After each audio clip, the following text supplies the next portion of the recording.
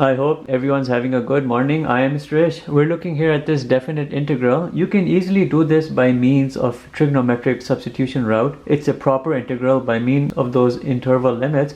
There's nothing improper about it. We will do this using the inverse hyperbolic route. Consider this very important identity. Hyperbolic cosine square minus hyperbolic sine is equal to 1. If you were to divide everything here by, let's just say, a hyperbolic cosine square x, what will you get? You'll have 1 minus hyperbolic tan h square x is equal to hyperbolic secant square x.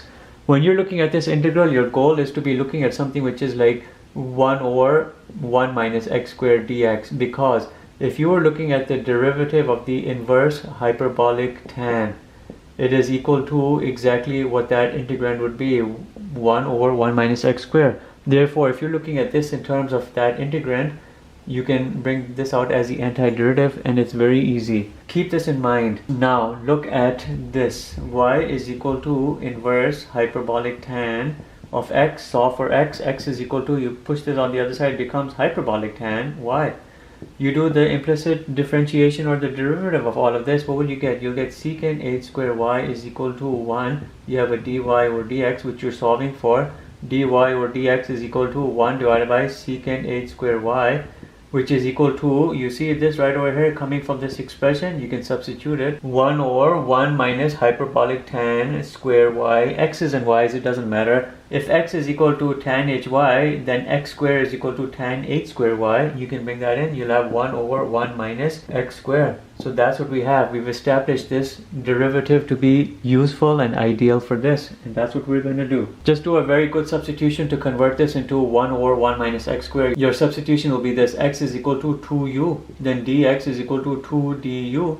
You can also say u is equal to x over 2, and then u1 and u2.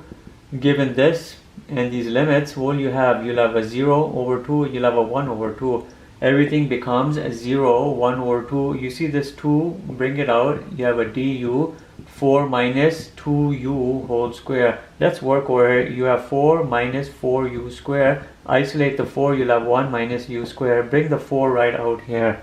Everything will become 2 divided by 4, which is a 1 over 2, 0, 1 over 2, du over 1 minus u square. And this is exactly what I wanted, because it's going to bring me my inverse hyperbolic tan. With regards to u, there's a 2, and then we have upper limit 1 over 2, lower limit 0. For the inverse hyperbolic tan, putting 0 is meaningless. All you have to do is put 1 over 2. And let's compute this. You'll do 0.5, which is 1 over 2, shift hyperbolic tan 0.549, divide that by 2, and your end result is 0.27465. That's the outcome of this definite integral, 0.27465, and it should be right. Just remember, this 0 is irrelevant. Inverse hyperbolic tan of 0 is a 0, but inverse hyperbolic tan of a half is a very legitimate value.